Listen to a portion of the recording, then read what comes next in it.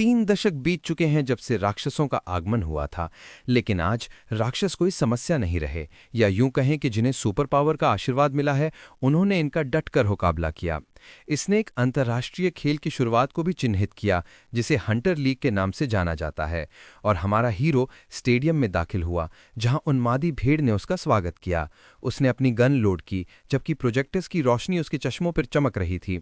वो एक top tier player था, लेकिन फिर भी पिछली गर्मियों में डूबे कहूल परफॉर्मेंस और क्वालिफिकेशन पास ना कर पाने की नाकामी, ऐसा लग रहा था मानो उसकी सारी महान उपलब्धियां अचानक भुला दी गईं, सिर्फ 2 साधारण कारणों से। इससे हमारा हीरो बेहद निराश हो गया और गुस्से के आवेश में उसने अपना फोन फेंक दिया। ये सब उस आदमी के सामने हुआ जो उसके आमने सामने बैठा था।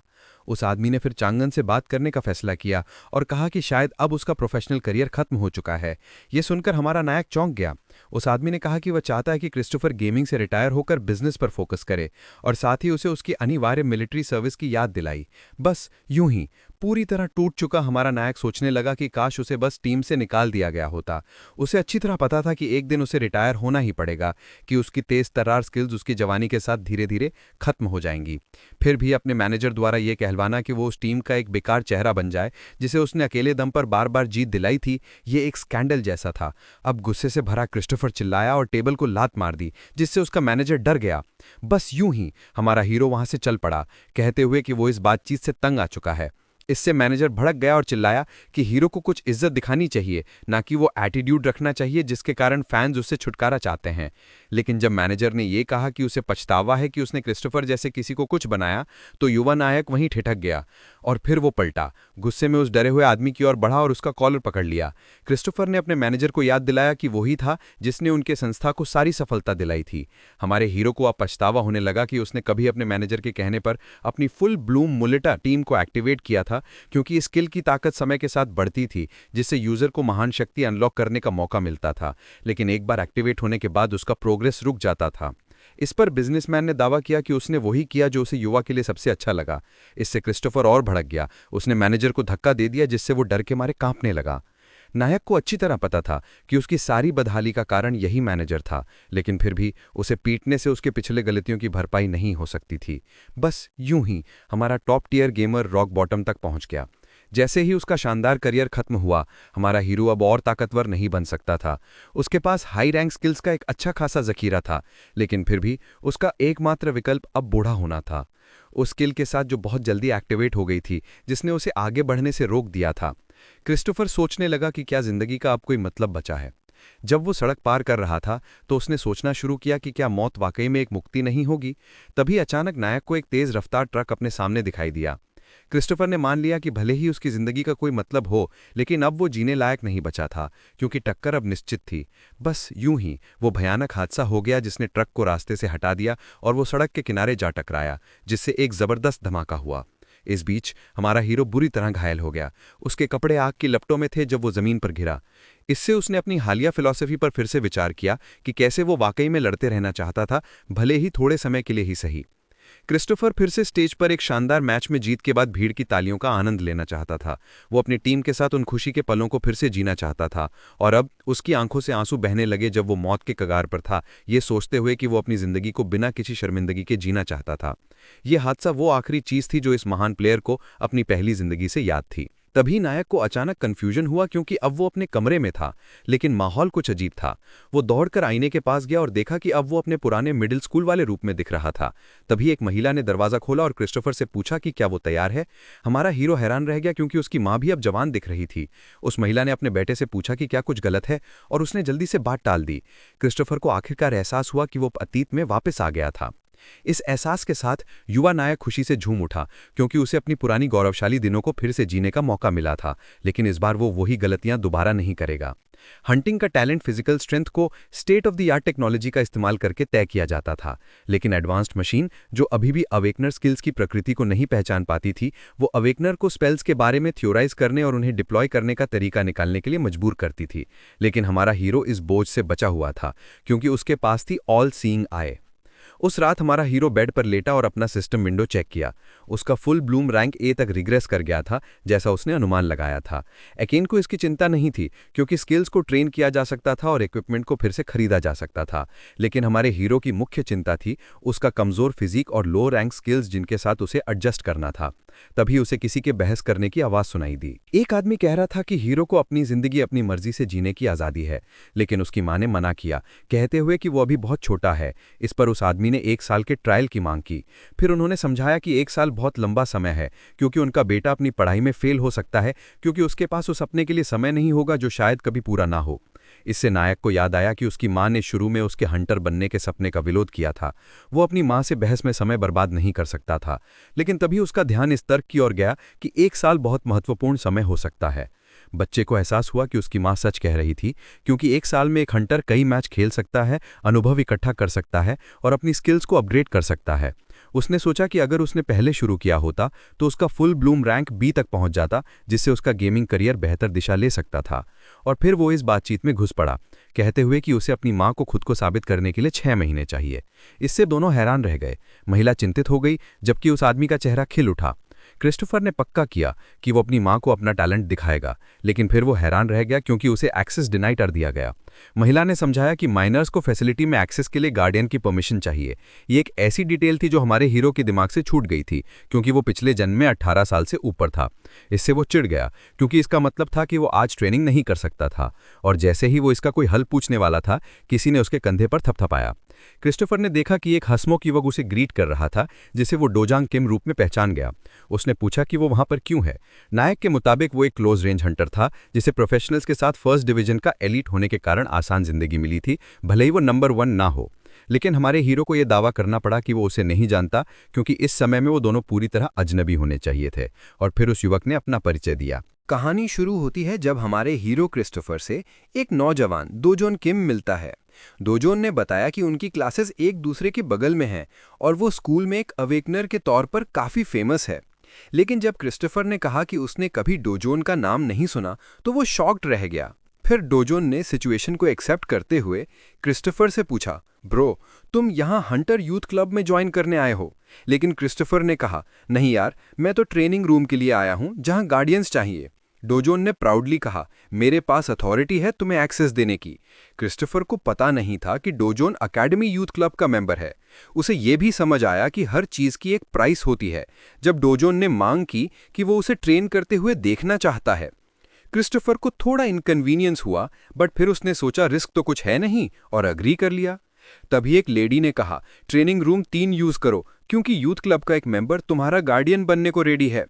बाद में एक वॉइस ने बताया कि उसे सरप्राइज हुआ कि स्कूल में क्रिस्टोफर के अलावा कोई और भी हंटर बनना चाहता है। क्रिस्टोफर शॉक्ड रह गया, क्योंकि वो वॉइस उसे ही रेफर कर रही थी। डोजोन ने फिर कहा, मैं हंटर यूथ क्लब का हिस्सा हूं, लेकिन वहां फिट इन करना टफ है, क्योंकि बाकी मेंबर्स बड़े और स्ट्रेंजर्स हैं। फिर उसने क्रिस्टोफर से पूछा, तुम ट्रेनिंग रूम 3 में क्यों आए, जिसे कोई यूज नहीं करता? क्रिस्टोफर ने एक्सप्लेन किया, शायद सब हंटर लीग के पीछे पड़े हैं। फिर उसने डोजोन से पूछा, ब्रो, तुम सीरियसली मेरा रेगुलर ट्रेनिंग देखना चाहते हो और मेरे स्किल्स को टेस्ट करना चाहते हो? लेकिन जब डोजोन ने ऑफर किया कि वो अपने स्कूलमेट की हेल्प करेगा, क्रिस्टोफर को तुरंत समझ आया कि डोजोन को अटेंशन चाहिए। फिर भी क्रिस्टोफर ने रिजेक्ट किया, क्योंकि वो एक रीइंकार्नेशन है, मेंटली उस मिडिल स्कूलर से कई साल बड़ा है। खैर, सब सेट हो गया। ट्रेनिंग सेशन प्रोग्राम्ड हुआ और जैसे ही शुरू हुआ, एक ब्राइट लाइट चमकी जो डोजोन को ऑलमोस्ट ब्लाइंड कर गई। तभी क्रिस्टोफर ने एक टैंकर क्लोन समन किया। अगर रियल लाइफ को वीडियो गेम से कंपेयर करें तो ये एक ट्रेनिंग यूनिट होता, लेकिन ये ऑर्डिनरी नहीं था। इसका मैसिव शील्ड इतना स्ट्रांग था कि उसे डैमेज करना ऑलमोस्ट इम्पॉसिबल था। डोजोन ने कहा, यह ट्रेनिंग तो गलत प्रोग्राम्ड हुआ है, रेगुलर क्लोन यूज करो, ये टैंकर तो अनस्क्रैचेबल है। लेकिन क्रिस्टोफर ने अपनी वेपन समन की और कहा, तुम नॉनसेंस बोल रहे हो डोजोन, ट्रेनिंग डमी को ड्यूरेबल होना चाहिए। फिर क्रिस्टोफर ने वाइल्ड स्माइल के साथ कहा, मॉन्स्टर तुम्हारे लिए अनस्क्रैचेबल है डोजोन। उसने सोचा, ड्यूरेबल मटेरियल को तोड़ने का सबसे आसान तरीका है उसे ज्यादा स्ट्रांग चीज से हिट करना, लेकिन यह करंटली इम्पॉसिबल था। तो क्रिस्टोफर ने टैंकर के जॉइंट्स को टारगेट किया। उसने स्पीयर थ्रस्ट मारा और टैंकर क्लोन पर हिट लैंड की। क्रिस्टोफर हैप्पी था, क्योंकि उसकी बॉडी पर उसका अच्छा कंट्रोल था। फिर उसने अपने ऑल सीइंग आई का यूज किया ट्रेनिंग डमी के वीक स्पॉट्स को लोकेट करने के लिए। क्रिस्टोफर ने फोकस किया और वर्चुअल मॉन्स्टर पर चार्ज करते हुए उसका आर्म और वेस्ट स्लैश किया और फिर फाइनल ब्लो मारा। बस अनस्क्रैचेबल ट्रेनिंग डमी पीसेस में ग्राउंड पर गिर गया। क्रिस्टोफर की परफॉर्मेंस इतनी शानदार थी कि उसे रिग्रेट हुआ कि उसने सेशन रिकॉर्ड नहीं किया। डोजोन ने कहा, ब्रो तुमने टैंकर के डिफेंस को मिनिमम कर दिया, वरना स्पेशल वेपन चाहिए होता। क्रिस्टोफर को लगा कि डोजोन ने जो देखा उसे समझ नहीं पाया और अपनी एक्सप्लेनेशन बना ली। डोजोन ने यह भी कहा कि क्रिस्टोफर जो स्पीयरमैनशिप में स्पेशलाइज्ड है, यूथ क्लब के वर्दी है। उसने कहा, मैं भी ट्रेनिंग डमी पर ट्राई करूंगा। क्रिस्टोफर ने उसे कुछ नहीं बताया, सोचा कि डोजोन खुद रियलाइज कर लेगा कि यह कितना टफ है। उसी रात फैसिलिटी में डोजोन थका और कंफ्यूज था। उसने क्रिस्टोफर के एग्जैक्ट मूवमेंट्स कॉपी किए, टैंकर क्लोन की डिफेंस मिनिमम की, लेकिन फिर भी क्लोन अनस्क्रैच्ड रहा। डोजोन को लगा कि उसने ट्रेनिंग गलत प्रोग्राम किया। तभी किसी ने उसे बुलाया। क्लब का एक सीनियर जीसू ने प्रॉपर वेलकम मांगा। डोजोन ने पोलाइटली बाव किया। जीसू ने नोटिस किया कि डोजोन टैंकर क्लोन पर अटैक कर रहा था। उसने कहा, वार्म अप के लिए ये डमी, तुम इससे कभी डैमेज नहीं कर पाओगे, इवन मिनिमम डिफेंस पर। डोजोन फ्रस्ट्रेटेड हो गया। ट्रेन में क्रिस्टोफर सोच रहा था कि उसे और स्ट्रेंथ चाहिए। जनरल पर्पस हंटर सेंटर अवेकनर्स को रेगुलर ट्रेनिंग फैसिलिटीज देता है। अकेले में उसने हंटर लीग के मॉन्स्टर्स और स्पॉटिंग पार्टनर फीचर पर ट्राई किया। उसे अपनी पावर की नीड का एहसास हुआ क्योंकि उसका all seeing eye B rank का था, जो पावरफुल अटैक्स की परमिशन नहीं देता। उसकी फिजिकल एबिलिटीज एक फिट न्यूकमर से थोड़ी बेहतर थीं। वो वर्कआउट करने के लिए डिटर्मिन्ड था क्योंकि उसका फुल ब्लूम रिकवरी को फास्ट करता है। क्रिस्टोफर जानता था कि प्रैक्टिस ही पावर पाने का रास्ता है, लेकिन हंटर सेंटर ट्रेनिंग रूम के लिए गार्डियन अप्रूवल चाहिए, जो इनकन्वीनियंट था। उसने स्मार्टफोन निकाला अकेले प्रैक्टिस करने की जगह सर्च करने के लिए। तभी डोजोन का कॉल आया। उसने तुरंत पूछा, ब्रो ट्रेनिंग करने जा रहे हो? क्रिस्टोफर इंट्रिग्ड हुआ। डोजोन ने डिनर ट्रीट करने का प्रपोज किया। थोड़ी देर बाद बेस्ट हैंगओवर सूप रेस्टोरेंट में डोजोन ने क्रिस्टोफर को वेव किया। क्रिस्टोफर ने कहा, तुम तो लोडेड हो ब्रो। डोजोन ने कंफर्म किया, हाँ, वेल्दी बैकग्राउंड से हंटर का रास्ता इजी हो जाता है। क्रिस्टोफर अग्री कर रहा था क्योंकि इक्विपमेंट और टेस्ट्स प्राइसी हैं, लेकिन उसे यह भी लगा कि डोजोन वही अटेंशन क्रेविंग इंसान है जो उसकी फर्स्ट लाइफ में था। क्रिस्टोफर ने कहा, ब्रो सीधे पॉइंट पर आओ। डोजोन कंफ्यूज था। क्रिस्टोफर ने कहा, यह डिनर इन्विटेशन पिटी की वजह से है, राइट? डोजोन ने डिनाई किया और कहा कि उसे क्रिस्टोफर से कुछ पूछना है। उसने बताया कि टैंकर क्लोन को डिफीट करने में वो फेल हो गया, डिस्पाइट क्रिस्टोफर के मूवमेंट्स कॉपी करने के, लेकिन तभी वो रुक गया और नीचे देखने लगा। क्रिस्टोफर ने टर्न किया तो देखा 3 नौजवान डोजोन जैसे आउटफिट्स में रेस्टोरेंट में घुसे और डोजोन को बैडमाउथ करने लगे। रेस्टोरेंट में डोजोन किम को अपने सीनियर्स के सामने एम्बैरेस्ड महसूस हो रहा था क्योंकि वो लोग उसे टैंकर क्लोन को हराने की कोशिश के लिए मॉक कर रहे थे। जीसू ने बताया कि उसने डोजोन से पूछा था, ये ट्रेनिंग क्यों कर रहे हो? डोजोन ने कहा, मेरा एक दोस्त ने इस टैंकर क्लोन को डिफीट किया, लेकिन मुझे यकीन नहीं हुआ। मॉकरी और बढ़ती गई। क्रिस्टोफर को समझ आया कि डोजोन के एल्डर्स उसकी ग्रोथ में रुकावट बन रहे हैं। उसने डिसाइड किया कि अब एक्शन लेना पड़ेगा। क्रिस्टोफर ने लाउडली कहा, ब्रो टैंकर क्लोन को हराने के लिए सेटिंग्स चेंज करने की जरूरत नहीं। अगर राइट मेथड यूज करो तो ये चैलेंजिंग बिल्कुल नहीं है। उसने डोजोन की तारीफ की। तुमने इतना माइटी अपोनेंट को ट्राई किया जबकि बाकी लोग इसे इम्पॉसिबल मानते हैं। ये सुनकर जीसू ट्रिगर हो गया क्योंकि वो खुद इसे अचीव नहीं कर पाए थे। जीसू ने एकेडमी के बारे में बात शुरू की और गुस्से में खड़ा हो गया। डोजोन ने क्रिस्टोफर को साइलेंस करने की कोशिश की, लेकिन टू लेट। जीसू ने टेबल पर पैर रख दिए और डोजोन को चुप रहने को कहा। फिर उसने क्रिस्टोफर को बैडमाउथ करने के लिए कॉल आउट किया और कहा, मेरे जैसे अवेकनेड का एक अटैक तुम्हें आसानी से मार सकता है। उसने क्रिस्टोफर को 3 सेकंड्स दिए, जो करना है कर लो। क्रिस्टोफर को यह सब एवरेज मूवी थक जैसा लगा और वो अनॉयड हो गया। डिनर ट्रीट का चांस तो गया। क्रिस्टोफर ने जीसू के पास जाकर कैजुअली उसे फेस पर पंच मार दिया। जीसू के 2 दोस्त शॉक्ड रह गए और उसे उठाने दौड़े। लेजेंडरी प्लेयर क्रिस्टोफर ने सोचा कि उसने टाइम लिमिट का सही यूज किया क्योंकि वो हमेशा फर्स्ट ब्लड लेने की स्ट्रैटेजी रखता है। जीसू और ट्रिगर हो गया। क्रिस्टोफर ने कहा, तुम मेरे फ्रेंड के टीममेट हो, मुझसे कोई रिलेशन नहीं, सो मुझे अलोन छोड़ दो। जीसू ने गुस्से में पंच मारा, लेकिन क्रिस्टोफर ने ग्रेसफुली डॉज कर लिया। उसने जीसू की बात याद की, एक अटैक से तुझे खत्म कर दूंगा। क्रिस्टोफर ने तंज कसा, अभी तक तो कनेक्ट ही नहीं हुआ ब्रो। जीसू का गुस्सा स्काई हाई हो गया। जीसू का पंच क्रिस्टोफर ने डिफ्लेक्ट किया और लेफ्ट जैब से काउंटर अटैक किया। जीसू को समझ आया कि हैंड टू हैंड कॉम्बैट में वो जीत नहीं सकता।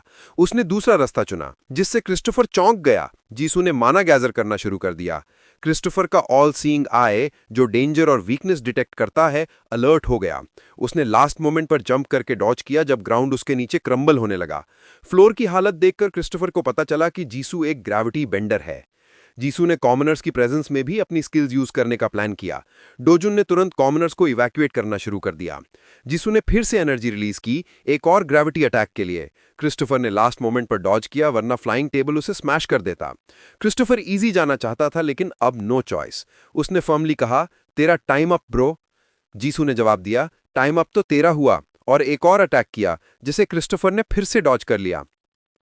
क्रिस्टोफर टफ स्पॉट में था। ऑल सीइंग आई से अटैक्स डॉज हो रहे थे, लेकिन जीसू तक रीच करना इम्पॉसिबल था। उसने फ्लोर पर पड़ी प्लेट उठाई और पूरी ताकत से जीसू पर फेंकी। जीसू ने ग्रेविटी मैनिपुलेशन से प्लेट को स्टॉप कर दिया और गिरा दिया। उसने तंज कसा, ऐसी ट्रिकरी मेरे पे नहीं चलेगी। लेकिन तभी क्रिस्टोफर ने फूड की प्लेट उसके फेस पर मारी। क्रिस्टोफर प्लेट्स फेंकता रहा और कहा, डॉज तो कर ब्रो। जीसू गुस्से से लाल हो गया। क्रिस्टोफर सोच रहा था कि हर स्किल का कूल डाउन होता है। जीसू प्लेट से ओवरवेल्म था। अगर कूल डाउन रिस्पेक्ट न किया जाए तो क्या होगा? जीसू का हैंड ट्रेंबल करने लगा। वो ग्रेविटी मैनिपुलेशन यूज नहीं कर पा रहा था। क्रिस्टोफर ने मौका देकर फिर प्लेट से उसके हेड पर हिट किया। अब जीसू डिफेंसलेस था। क्रिस्टोफर की क्राफ्टीनेस ने जीसू को इरिटेट कर दिया। तभी क्रिस्टोफर सडनली गायब हो गया। अबे हेड्स! किसी ने चिल्लाया। जीसू पैनिक में हेड कवर करने लगा, लेकिन कंफ्यूज था। तभी क्रिस्टोफर ने पंच मारा। जीसू ने गुस्से में कहा, तूने स्टमक पे अटैक किया। लेकिन क्रिस्टोफर ने फिर हेड्स चिल्लाते हुए हेड पर पंच मारा। जीसू ने स्टमक कवर किया, लेकिन क्रिस्टोफर ने फिर हेड पर हिट किया। हेड्स चिल्लाते हुए क्रिस्टोफर ने जीसू पर लेफ्ट फिस्ट की बौछार कर दी। आखिरकार जीसू अनकॉन्शियस हो गया। क्रिस्टोफर ने बीट डाउन रोक दिया, लेकिन तभी रेस्टोरेंट की हालत देखकर वो स्टार्टल्ड हो गया। उसने खुद से कहा, ये शैम्बल्स मैंने नहीं किया। फिर भी फर्स्ट पंच तो उसने ही मारा था। जीसू बीट डाउन और अनकॉन्शियस था, जबकि क्रिस्टोफर अनहार्ड था। जीसू के दोस्त और डोजन कहीं चले गए थे। तभी पुलिस अराइव हो गई, जिससे क्रिस्टोफर चौंक गया। उसने एक प्लान बनाया। फेस डर्टी किया, जीसू को उठाया और पानी डालकर उसे जगाया। जीसू ने आंखें खोली तो क्रिस्टोफर को ग्राउंड पर लाइंग पाया, जो टोटली कंफ्यूज था। जीसू ने रिवेंज लेने की सोची, लेकिन तभी पुलिस के साथ डोजुन आ गया। डोजुन ने ऑफिसर को सीन की ओर पॉइंट किया। जीसू को सिचुएशन समझ आया कि उसका सपोजिडली डिफीटेड ओपोनेंट मर्सी मांग रहा है। ऑफिसर ने स्टन गन निकाला और जीसू को अरेस्ट करने लगा। क्रिस्टोफर सुपर प्लीज था, क्योंकि उसने ऑफिसर को फूल कर लिया और पुलिस ट्रबल से बच गया। उसे यह भी पता था कि जीसू सच नहीं बोलेगा, क्योंकि उसे शेम आएगी कि वो हार गया। इवन अगर वो सच बोले, क्राइम सीन की हालत उसके अगेंस्ट थी। बाद में ट्रेनिंग सेंटर में डोजुन ने बताया कि जीसू को टीम ने स्कोल्ड किया और रूमर्ड है कि उसे जल्दी एक्सपेल कर दिया जाएगा। क्रिस्टोफर हैप्पी था, क्योंकि इनजस्टिस अवॉइड हो गया। डोजुन ने पूछा, ब्रो थोड़ी रेस्ट नहीं लेनी? लेकिन क्रिस्टोफर ने तुरंत क्लोन समन किया और कहा, मुझे लग्जरी अफोर्ड नहीं करना। वो एफर्ट के सामने टॉल खड़ा था, जबकि डोजुन ने सिचुएशन एक्सेप्ट कर ली। क्रिस्टोफर ने वेपन फर्मली पकड़ा और सोचने लगा। जब क्रिस्टोफर ने एक महान उपलब्धि हासिल की, तो उसे फुल ब्लूम ने एक नया टैलेंट दिया, जिसका मतलब था कि अब उसके पास एक नई स्किल थी। यह बात तो पक्की थी। क्रिस्टोफर ने मॉन्स्टर की तरफ दौड़ लगाई, हवा में उछला और जोर से चिल्लाया, हेड्स! उसका नया जागृत टैलेंट, जिसका नाम था कॉलिंग योर अटैक, उसे किसी रैंडम स्किल या टारगेट का नाम चिल्लाने की ताकत देता था, जिससे उसके हमले और भी पावरफुल हो जाते थे। इस नई ताकत ने हमारे हीरो को उस क्लोन का सिर 2 हिस्सों में बांटने में मदद की, और यही उसकी जीत का निशान बना। लेकिन यार, उसका दोस्त तो पूरी तरह शॉक था। वो सोचने लगा कि एक बुली को हराना भी कोई उपलब्धि मानी जाती है क्या? लेकिन सबसे इंटरेस्टिंग बात यह थी कि उसकी पिछली जिंदगी में उसके पास ऐसा कोई टैलेंट नहीं था। यह अजीब सी स्किल, जो उसे टारगेट का नाम चिल्लाने के लिए मजबूर करती थी, निश्चित रूप से उसे दूसरों के सामने थोड़ा अटपटा दिखाएगी। उसी रात डिनर के वक्त बात चली कि हमारा प्रोटैगनिस्ट एक हंटर सर्वाइवल शो के ऑडिशन में जाने वाला है। उसने अपने मम्मी पापा को कंफर्म किया कि वो अपनी वैल्यू दिखाना चाहता है, क्योंकि अब वो आखिरकार हंटर्स नेक्स्ट जनरेशन के लिए रजिस्टर कर सकता था। एक रियलिटी शो जो फ्यूचर के हंटर्स को खोजता और ट्रेन करता है। मम्मी ने चिंता जताते हुए कहा कि कंपटीशन तो बहुत टफ होगा, क्योंकि ये एक डिविजनल शो है। लेकिन पापा ने अपने बेटे का हौसला बढ़ाया और कहा कि उसे ये रिस्क लेना चाहिए। यह सुन के मम्मी ने पापा को ताना मारा कि उन्होंने भी ऐसा ही रिस्क लिया था और अपना बिजनेस बर्बाद कर लिया था। जिसके बाद दोनों में बहस शुरू हो गई, वो भी अपने बेटे के सामने। क्रिस्टोफर ने समझाया कि अगर वो जीत गया तो उसे एक टेलर मेड वेपन ढेर सारा कैश और एकेडमी में एनरोलमेंट या फिर डिवीजन 3 की टीम में जगह मिलेगी। मम्मी ने कहा कि ये तो स्वाभाविक है क्योंकि रियलिटी शो कितना फियर्स होगा। फिर भी उनका बेटा बड़े उत्साह से बोला कि वो जितना हो सके मेहनत करेगा। ये सुन के मम्मी पापा दोनों हैरान रह गए और आखिरकार उन्होंने उसे ऑडिशन में जाने की इजाजत दे दी। लेकिन मम्मी ने यह भी कहा कि अगर वो जीत ना सका तो उसे सरप्राइज नहीं होना चाहिए। क्रिस्टोफर को अच्छे से पता था कि कंपटीशन कितना टफ होने वाला है, क्योंकि ये शो नेशनल स्केल पर हंटर लीग के लिए बेस्ट कैंडिडेट्स चुनता था। इसी वजह से कुछ अनफेयर बातें सामने आई, खासकर हाईएस्ट रैंकर के लिए, क्योंकि टीवी शो का मकसद था बेस्ट न्यूबी को चुनना। क्रिस्टोफर नहीं चाहता था कि उसके मम्मी पापा उसकी चिंता करें। उसकी पिछली जिंदगी में उसने कई टूर्नामेंट्स जीते थे, तो उसे यकीन था कि वो इन न्यूबीज को आसानी से हरा देगा। तभी हम देखते हैं कि हमारा हीरो 2 गन्स पकड़े हुए है और अब वो हंटर्स नेक्स्ट जनरेशन में 3 मिनट के क्लोन टेस्ट में हिस्सा ले रहा है, जिसे उसने आसानी से पार कर लिया। इससे पहले हम देखते हैं कि 3 लोग एक टेबल पर बैठकर एप्लीकेशंस की बात कर रहे हैं। जज ओरोजो ने मिनसुक से पूछा कि उसने हंटर्स नेक्स्ट जनरेशन में जज की पोजीशन क्यों ली, जबकि उसने पहले मना किया था।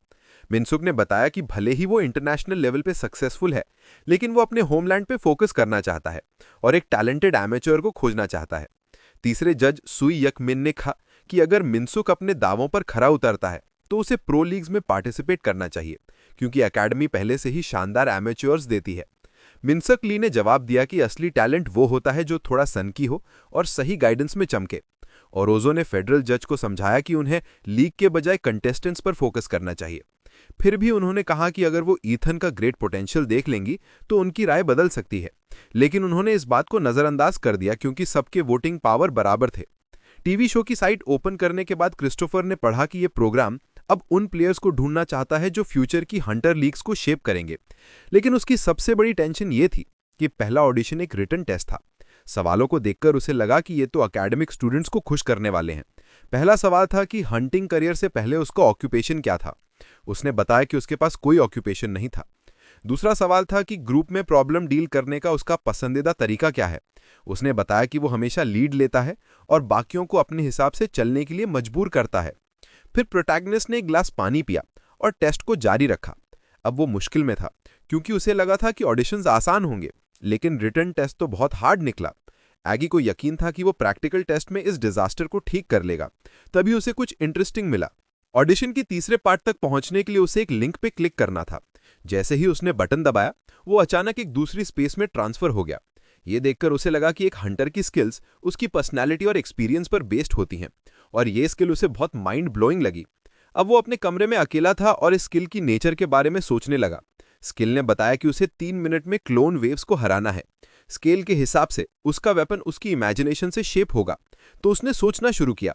फिर उसकी स्मर्क निकल आई क्योंकि उसने ज्वेल पिस्टल्स क्राफ्ट कर लिए थे। क्रिस्टोफर को प्रैक्टिकल टेस्ट का आइडिया बहुत पसंद आया। अपनी पिछली जिंदगी में उसके फेवरेट वेपन्स ड्वेल गन्स थे, जिनमें वो अपनी आर्केन पावर डालता था, लेकिन इस टेस्ट में ऐसा करना पॉसिबल नहीं था। टेस्ट शुरू होने से ठीक पहले क्रिस्टोफर ने अपनी ऑल सीइंग आई एक्टिवेट कर ली और फिर क्लोन्स की पहली वेव आई जो टैंकर क्लोन से बहुत कमजोर थी। टेस्ट शुरू हो चुका था। क्रिस्टोफर ने अपनी गन्स उठाई और जितनी तेजी से हो सके उन पे शूट करना शुरू कर दिया। इधर किसी को यह सब स्कैंडलस लग रहा था। जज ओरोजो ने सुयुग मिन से पूछा कि क्या वो इस बिहेवियर को एक्सेप्ट नहीं करते। सुयुग ने उसकी बात से सहमति जताई और ओरोजो ने कहा कि क्रिस्टोफर का परफॉर्मेंस देखकर लगता है कि ये टेस्ट का इंटेंडेड पर्पस नहीं था। उनके मुताबिक क्रिस्टोफर हैकिंग कर रहा था, क्योंकि कोई भी हंटर गन्स के साथ क्लोन्स की वेव को आसानी से क्लियर कर सकता है। ओरोजो ने गुस्से में कहा कि रिटन टेस्ट में उसके जवाब भी एकदम अनएक्सेप्टेबल थे। वो बोली कि ये लड़का प्रॉब्लमैटिक है क्योंकि उसने सवालों को सीरियसली नहीं लिया। सुयुग को उनकी बात से सहमत होना पड़ा, क्योंकि गन्स आमतौर पे हंटर्स के वेपन्स नहीं होते। ये वेपन्स मॉन्स्टर्स के अगेंस्ट बहुत इफेक्टिव नहीं होते, क्योंकि उनमें माना डालना मुश्किल है, जो बुलेट्स लॉन्च होने पर गायब हो जाता है। यही वजह है कि ज्यादातर hunters close range weapons use करते हैं। Long range weapons Hunter leagues में होते हैं, लेकिन वो धीमे होते हैं, जैसे बो और क्रॉसबो। मिनसोक ली ने कहा कि सिर्फ ईथन जैसा टैलेंटेड इंसान ही इतनी तेजी से माना से भरी बुलेट शूट कर सकता है। वो क्रिस्टोफर से इंट्रीग था और दूसरे जज को हैरानी हुई जब तीसरे जज ने पहले की बात से सहमति जताई। उनका कहना था कि भले ही क्रिस्टोफर का इरादा ऐसा ना हो, उसने नियमों को अपने फायदे में मोड़ने का एक अनोखा तरीका ढूंढ लिया था। मिनसुक ने भी सहमति जताई और कहा कि बाकी राउंड्स में अगर उसका परफॉर्मेंस पसंद नहीं आया तो वो देखेंगे, और उन्होंने ये भी बताया कि क्रिस्टोफर और ईथन का फायर आर्म्स को लेकर सोचने का तरीका अलग था ओरोजो ने उनसे क्लैरिफिकेशन मांगा, लेकिन वो खुद कंफ्यूज थे। जज ने थ्योराइज किया कि शायद क्रिस्टोफर हंटर लीग्स में गन्स का पोटेंशियल देखता हो, लेकिन फिर उन्होंने इस आइडिया को ड्रॉप कर दिया। मिन्सुगली सोच में पड़ गए, क्योंकि क्रिस्टोफर ने बाकी टेस्ट को सिर्फ एक गन के साथ लेने का फैसला किया था। जज को उम्मीद थी कि वो क्रिस्टोफर के बारे में गलत ना हो। इधर कोई जीजू के आउटकम के बारे में पूछ रहा था। दो-जान किम ने बताया कि हमारे प्रोटैगनिस्ट को कोई गंभीर चोट नहीं आई थी, जो उस आदमी को अजीब लगा, क्योंकि जिस लड़के की बात हो रही थी वो भले ही क्लोज रेंज कॉम्बैट में पावरफुल ना हो, लेकिन उसके पास एक जबरदस्त स्किल थी। फिर भी उसके अपोनेंट को सिर्फ मामूली चोटें आई थीं। ऑथी की हालत तो बहुत खराब लग रही थी। उस आदमी ने फैसला किया कि वो सामने खड़े लड़के पर फोकस करेगा। उसने क्रिस्टोफर से पूछा कि क्या वो उस टीवी शो में पार्टिसिपेट करेगा, और कहा कि उसे बताना चाहता है क्योंकि इसमें कुछ टाइम लगेगा। नीली शर्ट वाला, जो जिज्ञासा से भरा हुआ था, उसने दोजुन किम से पूछा कि क्या उसका दोस्त, जिसने जीजू से फाइट की थी, वो भी टीवी शो में हिस्सा ले रहा है। दोजुन ने बताया कि उसे पक्का नहीं पता, क्योंकि उसने अभी तक उससे पूछा नहीं था। ये कह के कोच ने उस यंग मैन को डिसमिस कर दिया और कहा कि वो शायद अपकमिंग शो की तैयारी में बिजी होगा। बस फिर क्या, वो यंग मैन ने इजाजत मांगी और चला गया। कोच सोचने लगा कि यह सिचुएशन कितनी फैसिनेटिंग हो गई है। दोजुन किम जैसे ही हॉलवे में चल रहा था, उसने सोचना शुरू किया कि ग्रेविटी वील्डर इस शो में हिस्सा लेगा, जो चीजों को और भी एक्साइटिंग बना देगा। सूरज मेन स्टेडियम पर चमक रहा था, जहां यह रियलिटी टीवी शो होने वाला था। स्टेडियम के सामने पहुंचकर हमारे हीरो ने सोचना शुरू किया कि उसने अपनी करियर की शुरुआत इस स्टेडियम में कितने साल पहले की थी, और फिर उसने फैसला किया कि वो एक बार फिर इस पुरानी जगह की ओर चलेगा, ताकि आने वाली नई चैलेंजेस का सामना कर सके। हंटर्स लीग्स में 3 डिविजन्स थे। सबसे हाईएस्ट डिवीजन के मैच टावर्स में होते थे, जबकि बाकी 2 वर्चुअल रियलिटी स्टेडियम में। पहले तो हमारे हीरो को समझ नहीं आया कि इतने बड़े बड़े प्लेसेस क्यों बनाए गए, लेकिन आज की भीड़ को देखकर उसे एहसास हुआ कि इसका जवाब था ये रियलिटी टीवी शो जैसे मौके। भीड़ में हंटर्स नेक्स्ट जनरेशन के एक फोकस्ड क्वालिफायर हैंग यान चुपचाप बैठा था। दूसरा क्वालिफायर हीदू यूयू धैर्य से इवेंट शुरू होने का इंतजार कर रहा था। उसी वक्त तीसरा क्वालिफायर मोंग जांग अपनी नजरों को स्टेडियम में इधर उधर घुमा रहा था। क्रिस्टोफर ने सोचना शुरू किया कि उसकी पिछली जिंदगी में ये शो उसके करियर की शुरुआत से पहले हुआ था। हैरानी की बात यह थी कि भीड़ में कुछ पुराने परिचित चेहरे दिख रहे थे, जिनमें से कुछ में जबरदस्त पोटेंशियल था। इससे उसकी जिज्ञासा बढ़ गई कि उसकी पिछली जिंदगी में इस इवेंट का विनर कौन था। उसने मन में ठान लिया कि इस बार वो चाहे कुछ भी हो, जीतेगा। तभी दोजुन किम ने उसे पुकारा, जो भीड़ में एक खाली सीट के पास उसे हाथ हिलाकर बुला रहा था।